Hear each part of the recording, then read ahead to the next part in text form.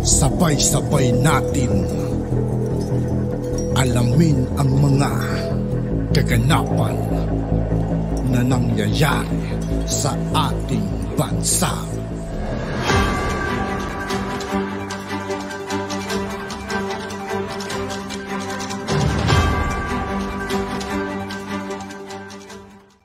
Yo, what's up mga kaibigan? This is I2K po again. Ngayon nandito naman ulit tayo sa channel ni Ka-BBM News PH. Dito naman ulit tayo magbibigay ng komento at reaksyon. Kaya samahan nyo ako guys.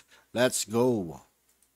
Mga ka-BBM, dismayado itong si Senator Bato de la Rosa sa kasalukuyang pamamahala ng New Bilibid Prisons o NBP. Ayon kay Senator Bato, nakakahiya na at hindi katanggap-tanggap ang mga nangyayari sa Bucor matapos matakasan itong si General Katapang ng isang inmate na si Michael Cataroha. Sobrang lapses. Sobra na that's unacceptable. Maximum security compound, malayasan ng isang preso. That's a mortal sin. Kay Bucor chief na yan. So titingnan natin kung hanggang saan. Laking sampal tadyak sa mukha ni Katapang yun mga kaibigan. Sa totoo lang, maximum security tapos natatakasan. Isipin nyo mga kaibigan, napakapangit ng imahe ngayon.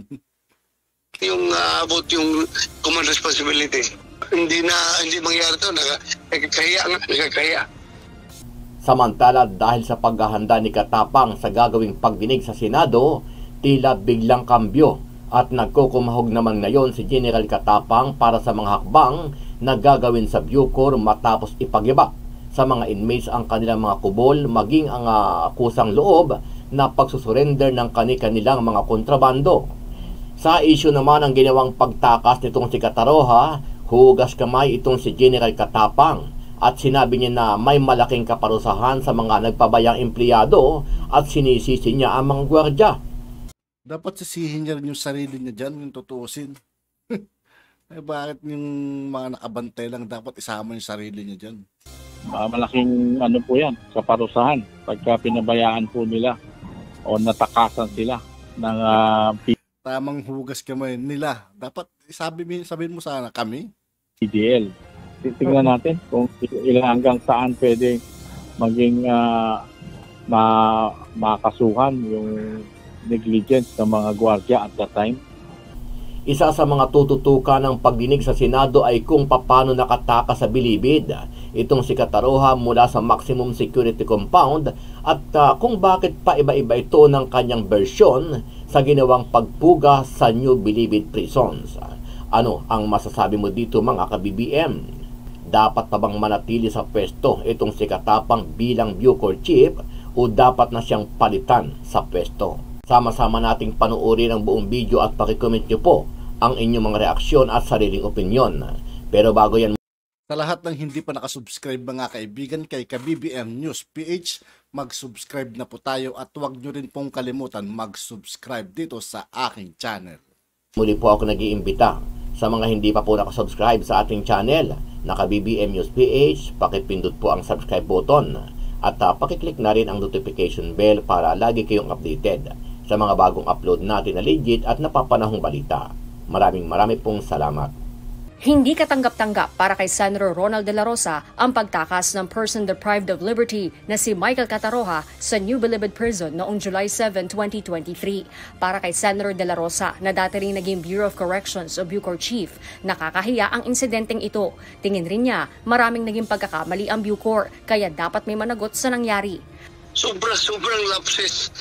Sobra na that's unacceptable. Maximum security compound, malayasan ng isang preso. That's a mortal sin.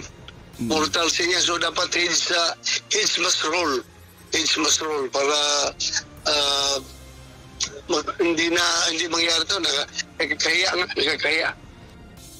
Kabilang anya sa dapat tukuyin sa isasagawang investigasyon ay kung sino-sino ang nagpabaya sa kanilang trabaho at kung aabot ba ito kay Bucor Chief Gregorio Katapang Jr.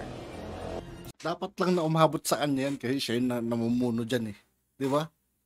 Ang line of reasoning niya is that hindi naman talaga direkta siyang namamahala dyan dahil mayroon mang in the first place may level of the chain of command. Kung Baga, ang pinaka-in-charge talaga dyan is yung in-charge dyan sa maximum security compound. Then after that, aakyat sa level yan ng superintendent ng New Bilibid Prisons. Then after that, kay Bucor Chief na yan. So titingnan natin kung hanggang saan yung abot yung command responsibility.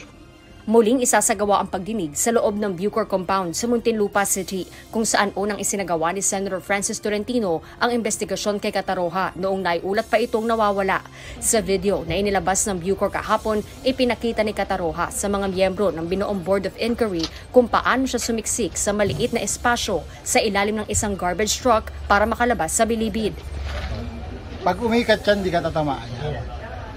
Tiniyak naman ni Katapang na may mananagot sa nangyari.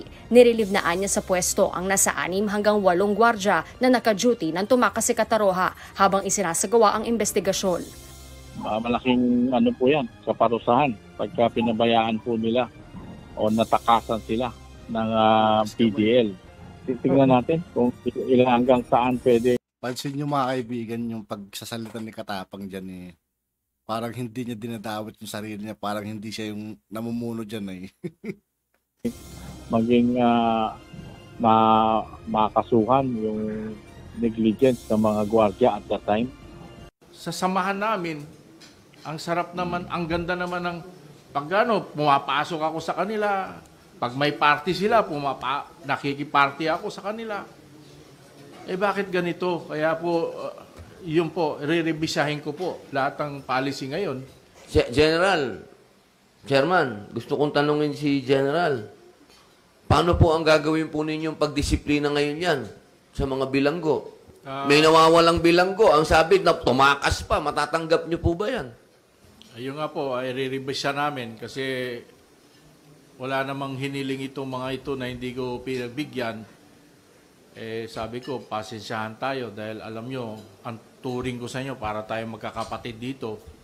Ang order ko sa inyo, magmahalan kayo, huwag kayo mag-away-away. Eh ngayon yan, na konting samaan ng loob, nagsasaksakan kayo, eh iba na naman yung magiging trato ko dahil benefit. Nung dumating po ako kasi dito, Senator, magulo po. Dumating po sa Idadawit niya naman si Bantag mga kaibigan. punto, ang Director General kinasuhan na preventive suspension. Magulo po talaga ang isip ng mga tao dito. Kaya kinakalma ko sila. Kaya nga naman napakalma ko, 9 months, walang gulo. Bakit ngayon nagkagulo? Kaya 3 araw po ako nag-iisip kung saan ako nagkamali. Hindi ko matanggap na sa samahan namin, ang sarap naman, ang ganda naman ng pumapasok ako sa kanila. Pag may party sila, nakikiparty ako sa kanila. Eh bakit ganito? Kaya po, yun po, re-revisahin ko po lahat ng policy ngayon. More or less, marami pa pong dormitories na papasukin para sirain yung mga tabing ng mga kubol. Para sa nakikita sila kung saan sila nakapwesto at nakikita kung anong ginagawa nila, kung nasaan doon sila sa mga kwarto nila. Hanggang ngayong araw ang ibinigay na palugit ni Bureau of Corrections Chief Gregorio Katapang sa mga inmate para buwagin ang mga kubol o dibisyon sa kanilang mga selda. Gayunman, walang naging tugon o aksyon ang mga ito kaya mismong mga tauhan ng New Bilibid Prisons ang pinagbaklas ni Director Katapang. Kasi voluntary dapat yan eh. Pero kami na ngayon nag-i-initiate dahil linas kugon sila eh. Hanggang ngayon nandiyan pa yung mga kubol na nakikita natin na parang personal na mga kwarto, no? Naging kwarto-kwarto nila na hindi naman natin nakikita. So ngayon, ginigiba natin yung mga sidings o yung mga tabing ng mga kubol nila para maging transparent. Sa lawak ng NBP, aabuti ng hanggang katapusan ng buwan ng Agosto bago maalis ang lahat ng ito. Nasa 23 dormitoryo pa lang ang kanilang nagigiba mula sa 5 gusali ng National Penitentiary. Kasi in-extend nila ng in-extend eh. Dapat lang yan eh. May rehas, ano, hindi naka-selda sila. Ngayon, wala na kasing selda, gumawa sila ng sarili nilang kubol para doon na rin sila nakakulong. But yun nga, sa kalaunan, yung mga gumawa sila ng temporary nilang mga selda nila o kulungan nila, pero natabingan, nalagyan ng mga plywood. So ngayon, binabaklas natin yung mga plywood para nakikita sila, and then maglalagay pa tayo ng CCTV for the person. Ayon kay General Katapang, dagdag na pondo at decongestion ang kailangan sa Bilibid para tuluyang maiwasan ang pagtatayo ng mga kubol na kalaunay nagiging taguan ng mga kontrabando ng mga bilanggo. Sa ngayon ay mahigit 30,000 na ang populasyon ng NBP, subalit nasa 12,000 lamang ang kapasidad nito. Bukas po ay meron pong pagdinig ang Senado kaugnay po doon sa kaso nung pagtakas ng inmate na si Michael Cataroha.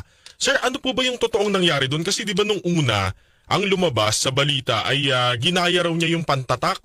Tapos naglakad lang daw siya ng casually palabas ng Bureau of Corrections. Pero kahapon o 2 days ago, dinidemo naman niya na siya raw ay sumakay sa truck, sa ilalim, parang sa pelikula, no? Ano po ba yung katotohanan sa likod nito, yung kanyang pagtakas? Yun nga, kahit ba ma-demo pa niya yan, ganun siya tumakas, siyempre, kailangan malaman natin kung sino ba yung mga nakakunayb sa kanya. So, kung totoo man yan ang panibagong version, ang kinakatakot nga namin, mamaya, pag nag-hearing sa bukas naman, iba na naman ang version na ibibigay niya. So, pilit namin siyang sabi ng ano ba talaga totoo. Marami pang angle na kailangan siya sa atin. Dapat 100% sure tayo doon sa kwento ni PDL Cataroha, baka mamaya pinapaikot lang niya tayo, nakakahiya. Kailangan pagtuunan natin ng oras yung kanyang mga salaysay at bawat kinikwento niya, dapat 100% sure tayo na tama o totoo ang sa kanyang sinasabi. Parang hindi po kapanipaniwala na sumakay siya sa ilalim ng truck. Ayun, tama po kayo. Dalawa yan, anggulo.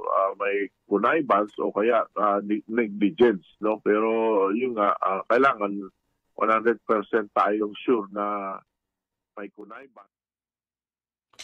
At yun nga po mga kaibigan, dito po nagtatapos ang ating reaction video. Muli ako po si I2K ng Sundalo ng Tungado at 811. Maraming salamat sa patuloy na pagsuporta. Yeah. Peace out.